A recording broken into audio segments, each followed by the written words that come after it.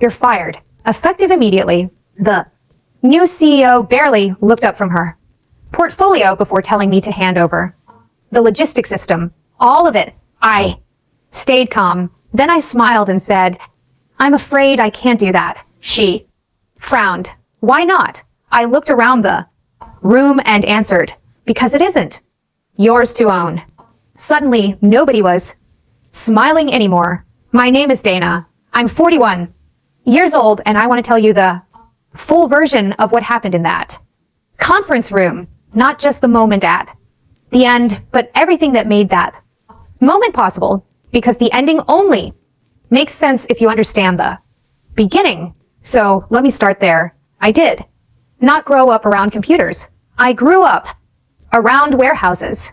My dad drove freight for a regional carrier out of Columbus for 22 years. When I was a kid, summer break meant riding along on local delivery runs if I begged enough. I learned to read doc manifests before I learned to drive. I knew what a bill of lighting was before I understood how to balance a checkbook. The smell of diesel, fuel, and shrink wrap still does something specific to my brain, a kind of muscle memory that never fully went away. When I was 19, I took a job as a warehouse associate at a distribution center on the south side of Columbus.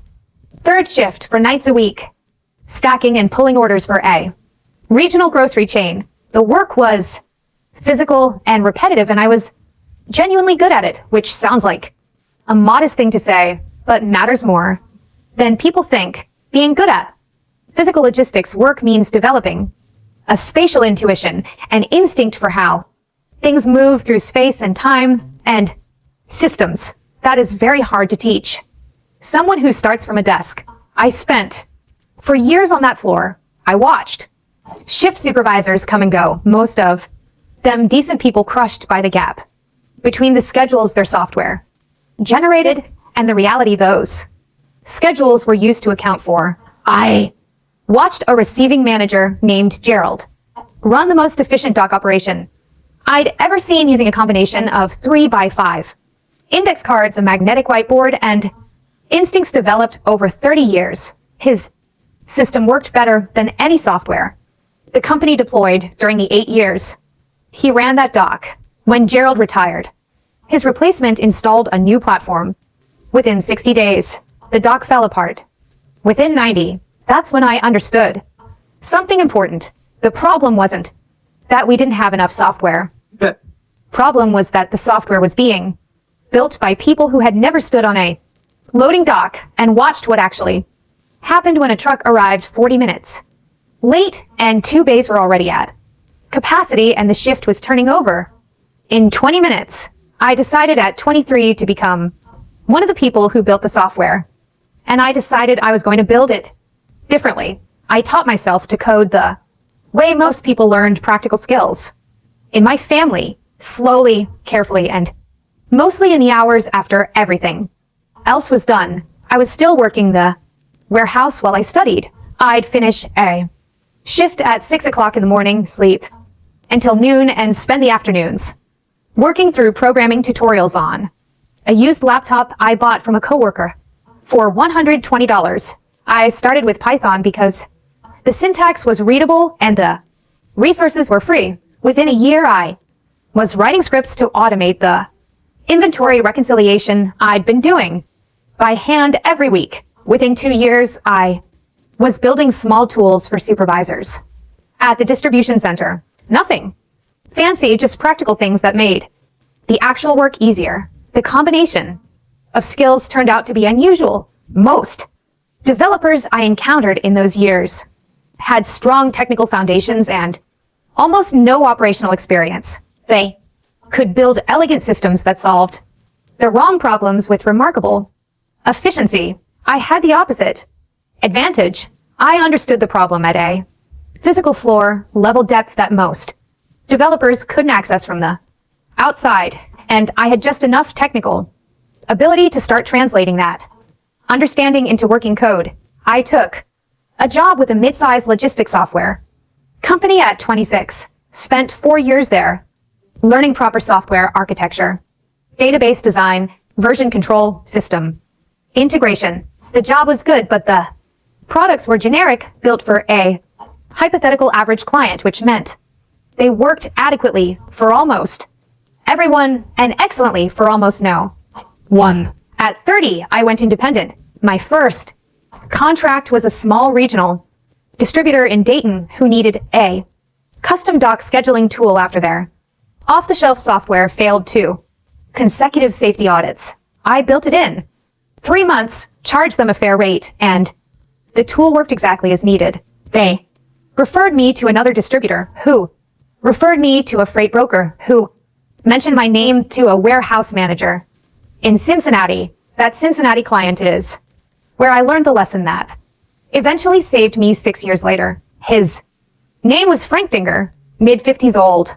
School operations manager, ran a small but profitable cold storage facility on the east side of Cincinnati. He hired me in early 2017 to build a custom temperature monitoring and inventory alert system, something that would track storage conditions in real time and flag deviations before they became compliance problems. I spent 5 months building it.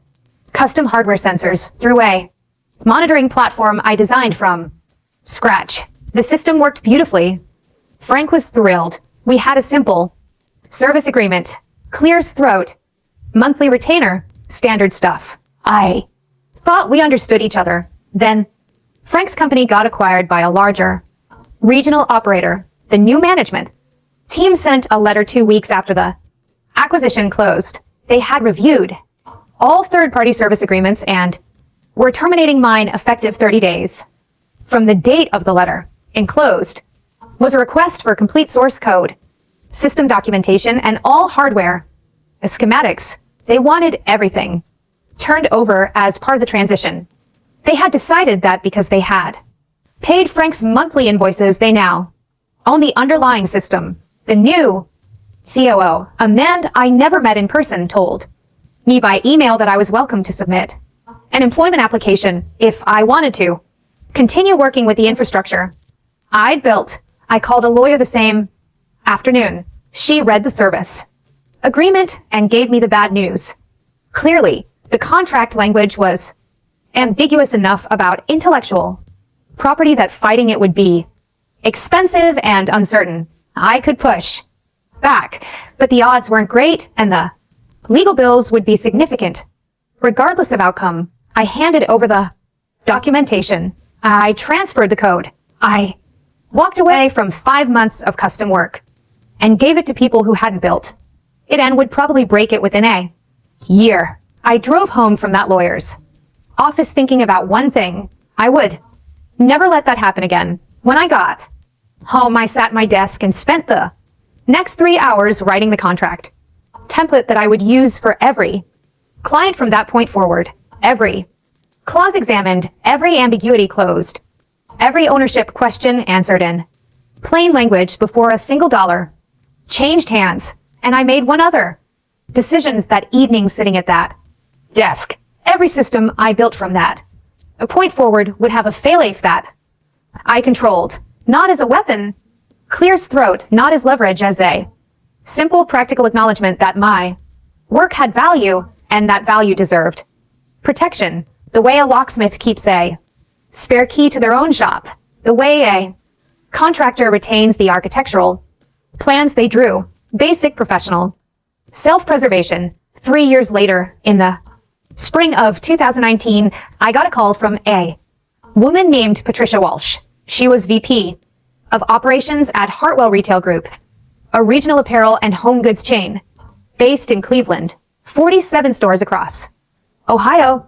Pennsylvania, Indiana, and Michigan. Patricia had gotten my name from a logistics consultant she trusted, who had told her I was the kind of person you called when the problem was real and the off-the-shelf solutions had already failed. Her voice on the phone was the specific combination of exhausted and precise that I recognized immediately as someone who had been managing a crisis for long enough that they'd stopped performing urgency and just lived in it. We have an inventory situation, she said, which was the Cleanest understatement I'd heard in years.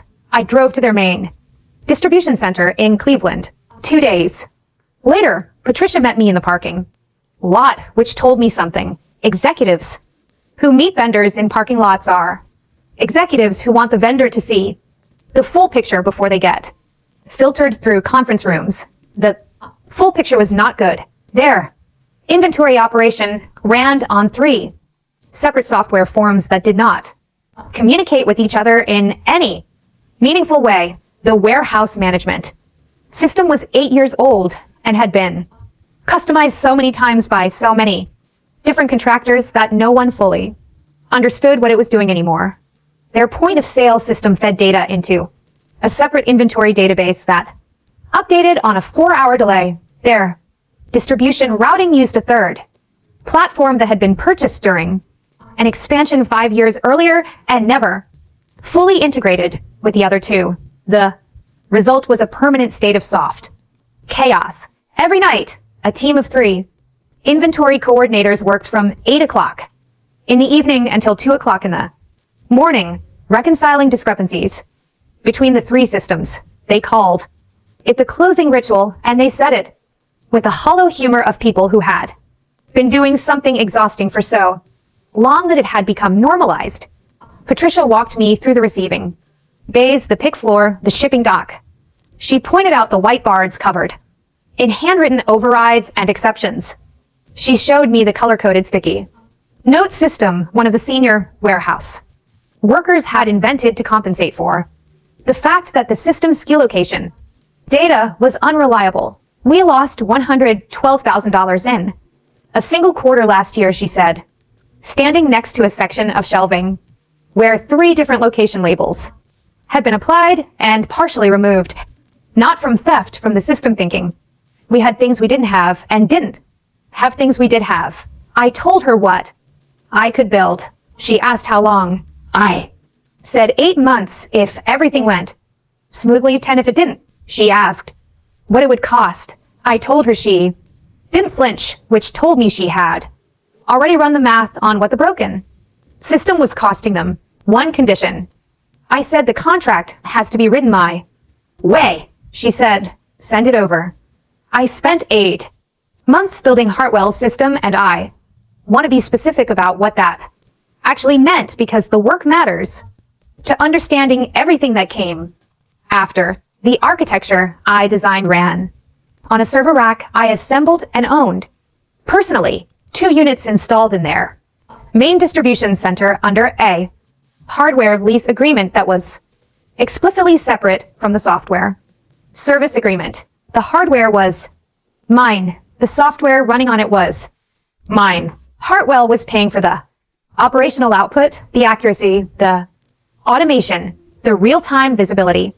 The core of the system was a synchronization engine that I built from scratch, not adapted from existing frameworks, not modified open source code, but written line by line to account for the specific quirks of Hartwell's existing infrastructure. It pulled data from their point of sale system, their warehouse management platform, and their distribution router. I reconciled discrepancies in real time using weighting algorithms I developed based on the error patterns I'd cataloged during my first month on site, and maintained a single source of truth that all 3 legacy systems could read from. On top of that, I built an automated receiving workflow that eliminated the manual reconciliation entirely. Items scanned at the dock populated the inventory database immediately and triggered location assignments based on real-time shelf availability rather than a static floor map. The picking accuracy rate, which had been running at about 91%, climbed to 99.3% within 6 weeks of launch. I added dynamic reorder triggers, integration with their supplier portals, and a distribution routing module that planned outbound shipments across all 47 stores based on actual sell-through data, updated every 15 minutes rather than the weekly batch reports they'd been working from. The results in the first year: inventory accuracy at 98.4%. The nightly reconciliation ritual eliminated entirely. Shrinkage cost down by $290,000. Patricia sent me a brief email the following January. Dana, year-end. Numbers look like what you said they would. Thank you. That email went into a folder I keep for exactly those kinds of messages. Short, factual, professional. Gratitude, the best kind. The contract I drafted for Hartwell was the one I'd written the night after the Cincinnati situation, refined through 3 years of use. Every section reviewed by my attorney, every clause designed to close the ambiguities that had cost me before. Section 4, paragraph 2, the clause I would eventually recite in that conference room read as follows. All system architecture, source code design, logic, database structures, hardware, configurations, and operational infrastructure developed and deployed under this agreement remain the exclusive intellectual property of the developer, Dana Reyes. The client is granted a limited, non-exclusive, non-transferable operational license for the duration of the service agreement. This license terminates automatically upon expiration or cancellation of the service agreement for any reason. Patricia read every word. So did Hartwell's general counsel. So did Richard Chu, the VP of operations, who would become my main operational contact. For the next 6 years, Richard was in his early 50s when we met, a big, quiet man who had started his career unloading trucks and spent 30 years working his way up through every level of retail operations. He understood systems the way people understand systems when they've lived inside them, not theoretically, but practically, with the kind of knowledge that comes from having personally experienced every failure mode. He read the contract, looked up, and said, so if we stop paying, the lights go out. I said, if the agreement ends for any reason, longer have an operational license. Correct. He nodded slowly. Fair enough. You built it. You own it. We're renting the results. He signed on the next page. That was the whole negotiation. It took about 4 minutes. For 6 years, Richard Chu and I had the most professionally satisfying client relationship I've experienced in my career. He called when something needed adjusting. He asked smart questions that I enjoyed answering. He understood the boundary between what the system could do and what it was designed to do, and he never pushed past it expecting miracles. Every month, payment arrived on schedule. Every quarter, a brief check-in call. Twice a year, an on-site visit where I'd review performance metrics with his operations team and identify any optimizations worth implementing. The system ran the way good infrastructure runs. Quietly, consistently, invisibly, noticed only when someone stopped to look at how well things were working. In the spring of 2024, Richard sent me a short email with a subject line that read, retirement announcement. He was wrapping up at the end of the month. He had let the new leadership know I was the primary systems contact. He wished me well, said working together had been a pleasure, and signed off with the efficient warmth of a man who expressed things once and meant them completely. I sent back a response that matched his tone, thanked him, meant it. Then I waited to see who was coming next. Melissa Crane arrived at Hartwell 3 weeks after Richard's last day. I know this timeline precisely because I was watching, not because I was suspicious of anyone specifically, but because transitions in client leadership were the moment when the arrangements I'd built my business model around were most likely to face pressure. New executives almost always reviewed vendor relationships. That was reasonable and expected. What varied was whether they reviewed them with operational curiosity or budget reduction intent. Within 48 hours of Melissa's start date, I had enough information from Patricia Walsh and a few other contacts at Hartwell to understand what I was dealing with. Melissa Crane, 42, MBA from Wharton, previous roles at 2 mid-size retail operations, both of which had involved significant vendor consolidation and cost reduction programs. Her LinkedIn described her specialty as operational efficiency and third-party dependency reduction. She had posted an article the previous year titled, "Why Most Retail Operations Are Paying Too Much For Technology They Don't Actually Own." I read that article twice. Her first communication to me arrived 6 days after. She joined the company, non redacteri. Email, no call, no request to get. Acquainted with the systems she was now responsible for overseeing. Just a calendar invite titled external vendor.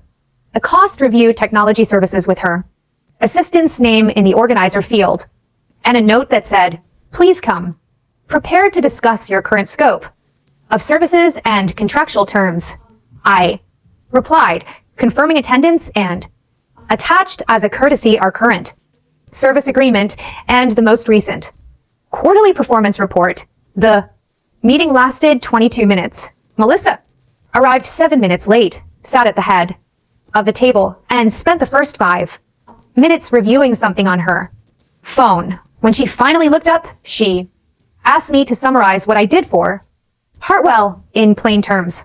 I summarized it. She listened with the specific quality of attention that isn't really listening, the kind where someone is composing their response while you're still talking. When I finished, she said, "And you believe the service justifies the current monthly rate?" I said, "The performance data suggests it does." "Yes," she said, "we'll be evaluating that." I drove home from that meeting and updated my contingency planning documents for the Hartwell account. The emails started arriving the following week. First was a request for full technical documentation of the system, architecture diagrams, database, schemas, source code overview, hardware, specifications. The request came from Melissa's assistant and was framed as a routine operational review, but the specificity of what was being asked for, not performance summaries, not user documentation, but actual source code and hardware specs, told me exactly what was being considered. I replied the same day. I was happy to provide all materials covered under the current operational license.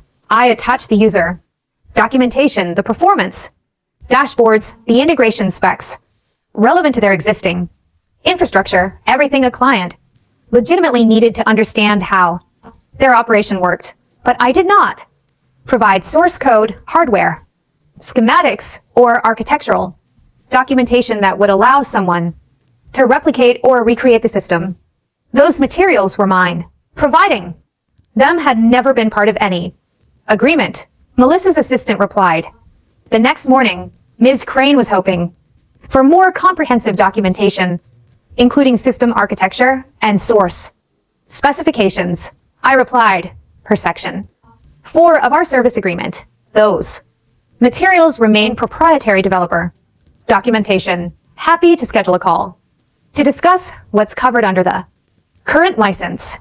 No reply to that email. 4 days later, a new message arrived. Subject line, operational continuity planning. The body described a company initiative to reduce third-party operational dependencies and ensure business continuity through internal system management capabilities. It concluded with a direct request. Please provide a complete transition package, including all source code and infrastructure documentation to support potential internalization of the logistics function. I read that email 3 times. Then I called my attorney.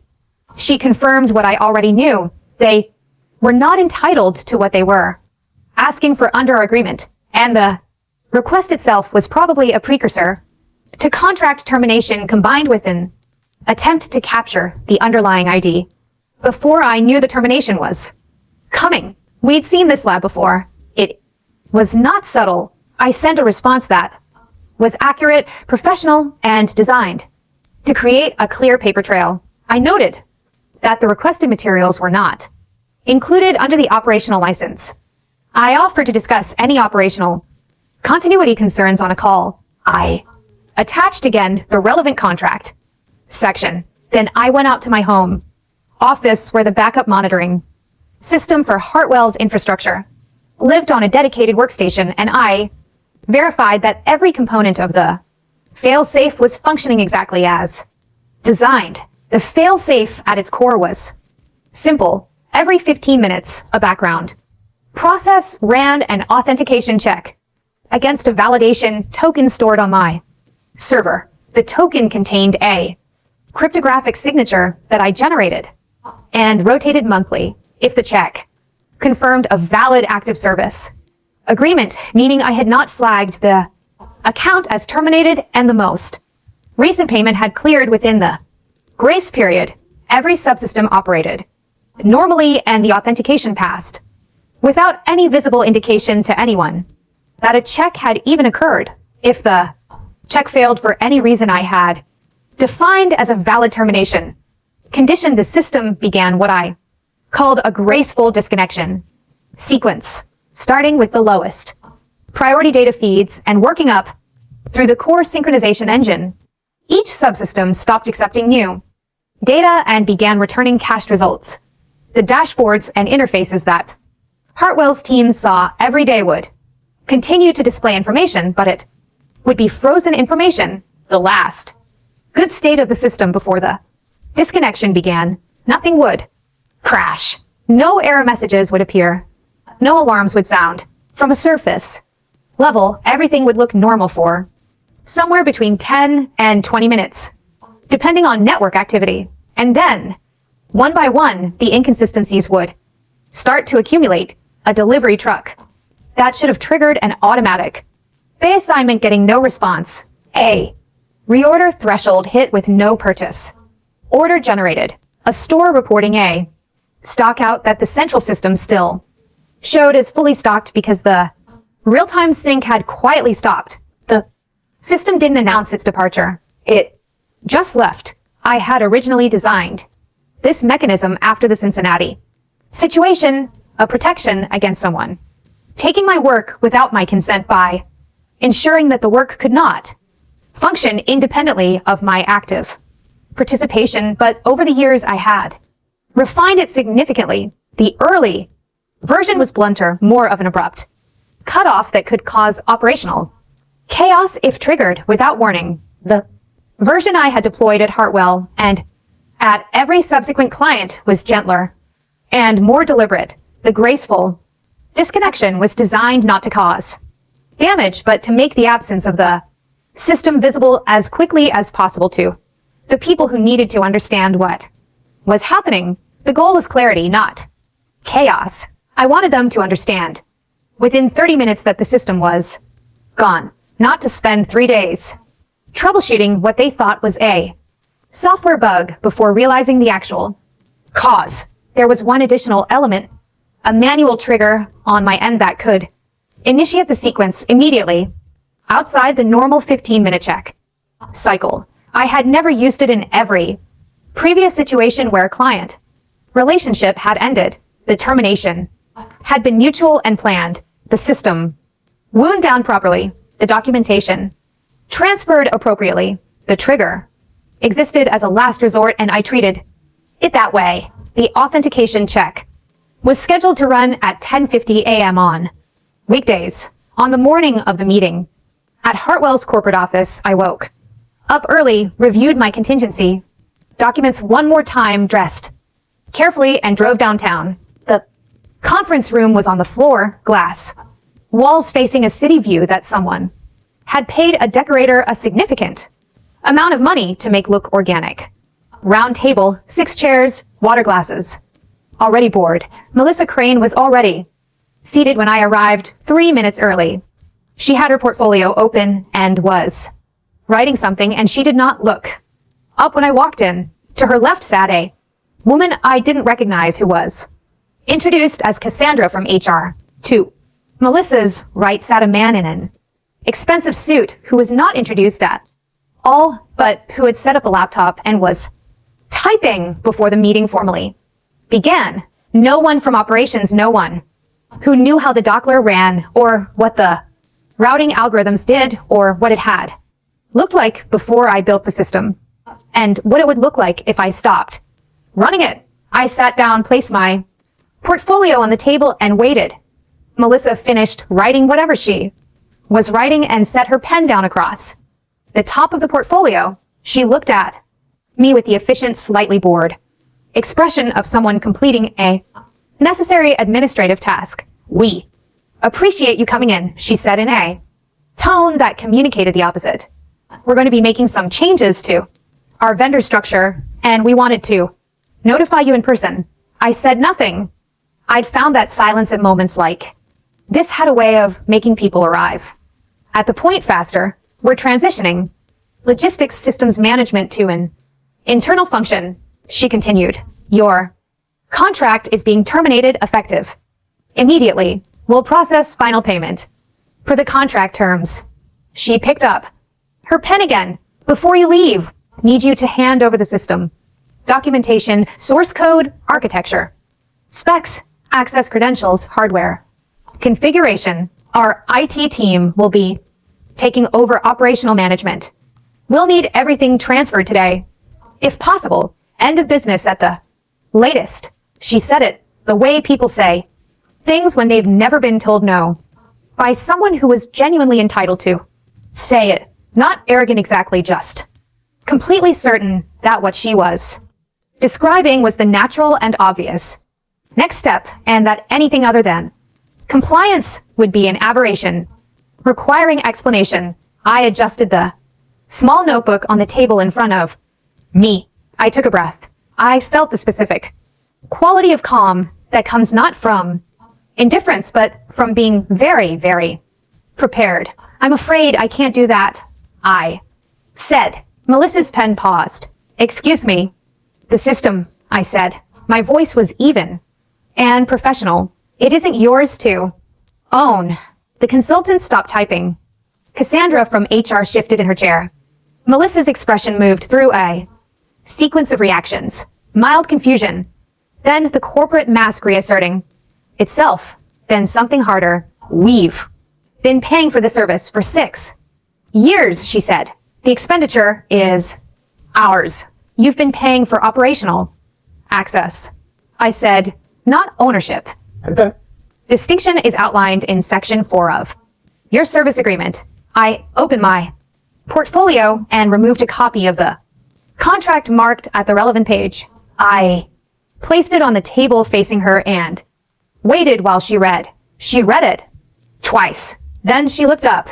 "This clause applies to proprietary modifications," she said, "not the core infrastructure. That clause applies to all system architecture, source code, design logic, database structures, hardware, configurations, and operational infrastructure.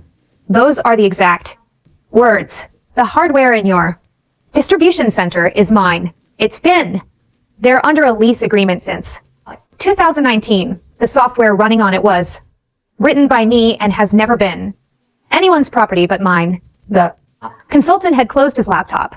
The HR representative was looking at the floor.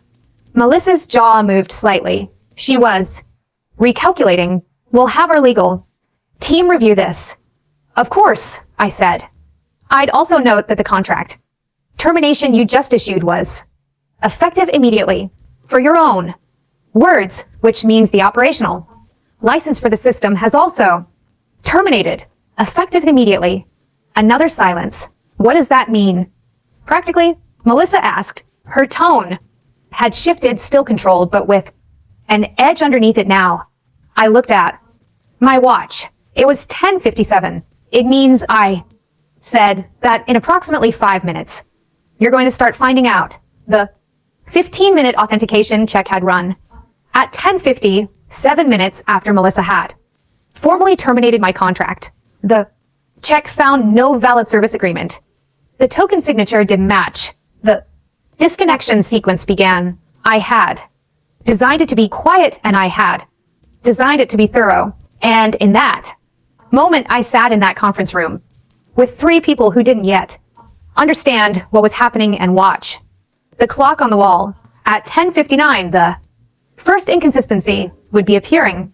In the distribution center, the automated bay assignment module would stop responding to incoming truck confirmations.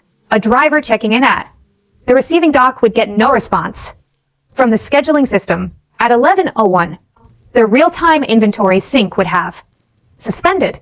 Every store's local inventory count would be frozen at whatever state it was in at 10:50. Any sales made after that moment would not be reflected in the central database. At 11:03, the reorder automation would stop generating purchase orders. Any SKU that crossed a reorder threshold after 10:50 would cross it silently without triggering the supplier notification that normally followed within 4 minutes. At 11:04, the distribution routing module would lose access to the live traffic and dock capacity data it used to optimize outbound shipments. Trucks and transit would still arrive, but the dynamic rerouting that kept their schedules synchronized with store demand would be operating on 4-hour-old data instead of real-time feeds. I knew the sequence.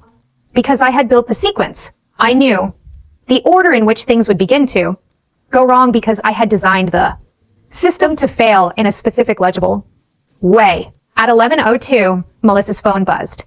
She glanced at it with the reflexive irritation of someone who had silenced it for the meeting and was now watching something override her silence settings.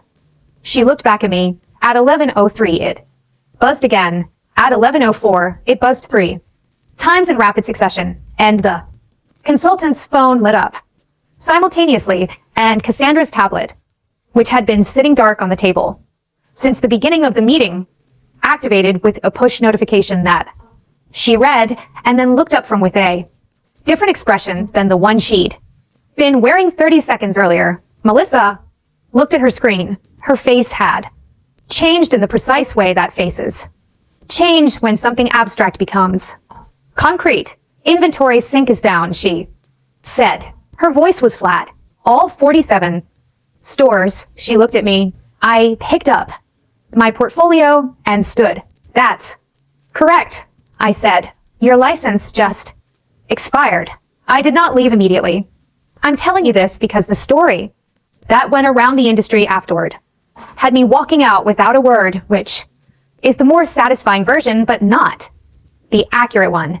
What actually happened? I sat back down, not because I was waiting to be asked, because I had planned for this moment carefully, and I understood that the next 15 minutes were going to be either productive or chaotic, and I preferred productive. I want to be clear about something, I said. The system's disconnection is clean. Nothing has been damaged, deleted, or corrupted. Your data is intact. Your hardware is still in place.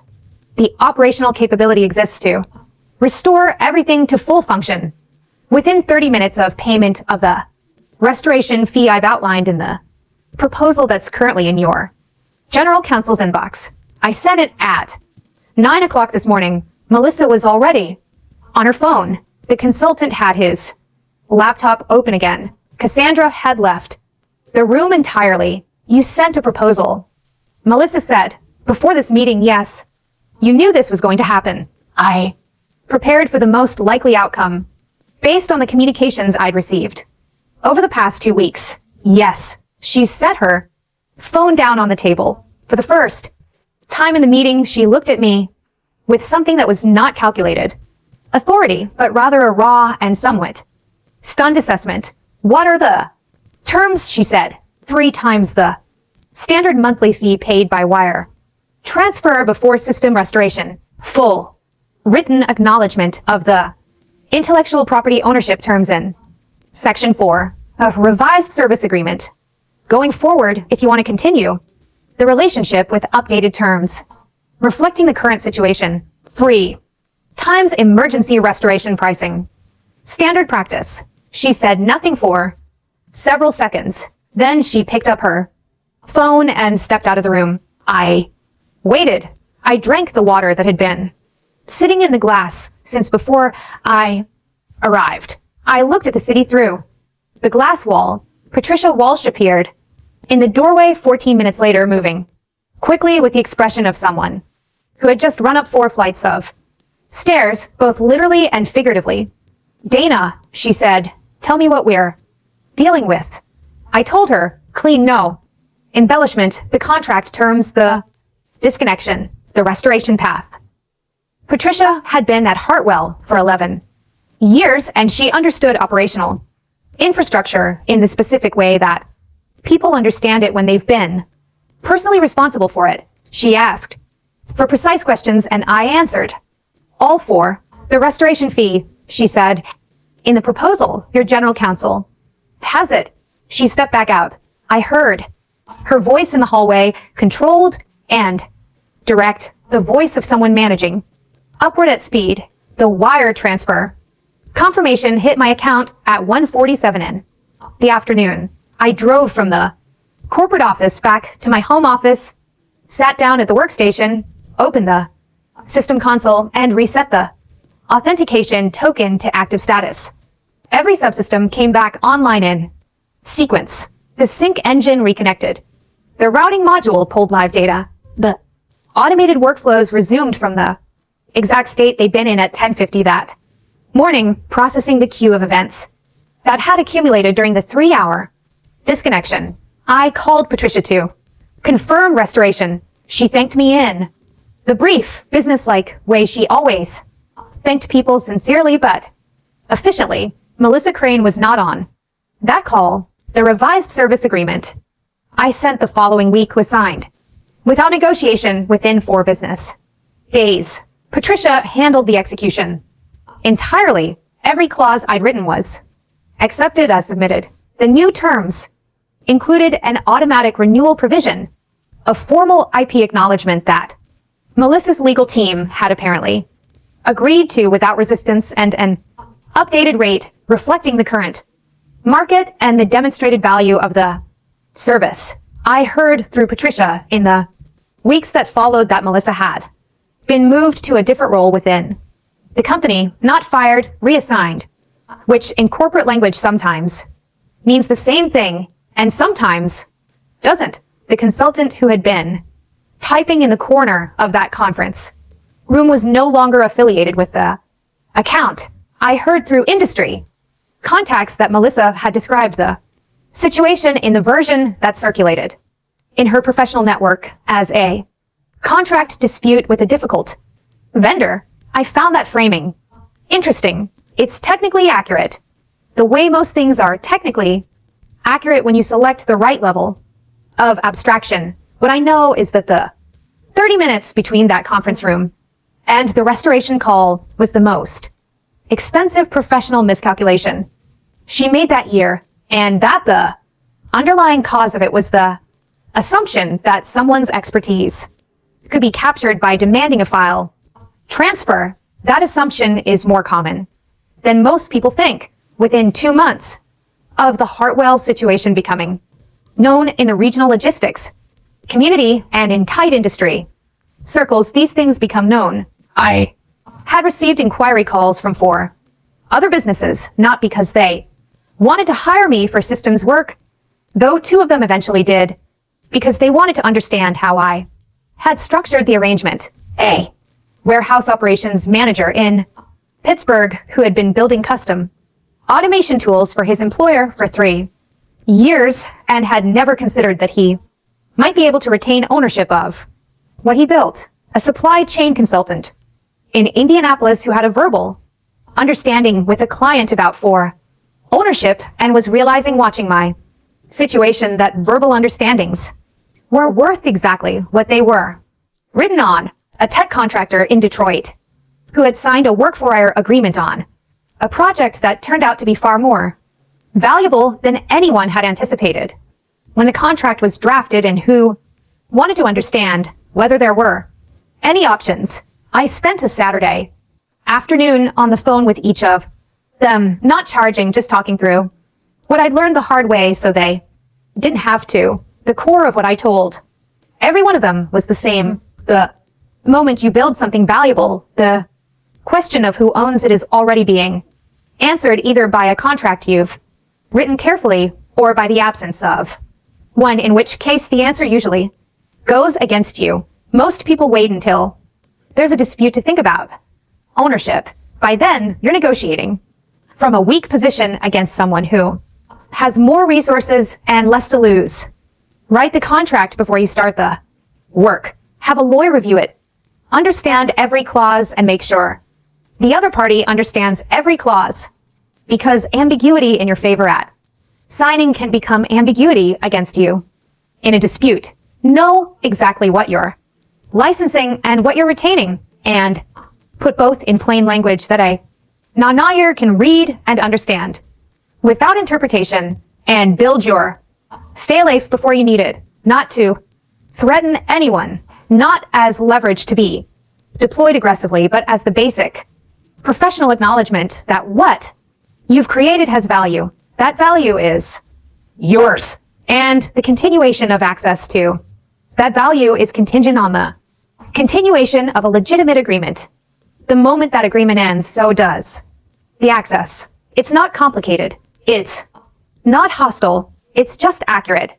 Hartwell is still a client. The system is still running. The performance numbers from last year were the best in the accounts history, inventory, accuracy at 99, 1%, no material. Shrinkage incidents, distribution. Efficiency up 12% over the prior year. Following a routing optimization I implemented in the fall, Patricia sends a brief email every quarter. System looks great. Thanks, Dana. Same as Richard used to send. I keep those emails in the same folder. The server rack in the Cleveland distribution center is still mine. The lease is still in place. The source code is still on my drives, backed up in 3 locations, controlled entirely by me. Every indicator shows green. I built what I built. I protected it the way I should have protected it from the beginning. And when someone decided that building something valuable for their operation meant they were entitled to own it, I let the system explain the difference between use and ownership in the clearest possible terms. 30 minutes, 47 stores, 1 wire transfer. Your license just expired.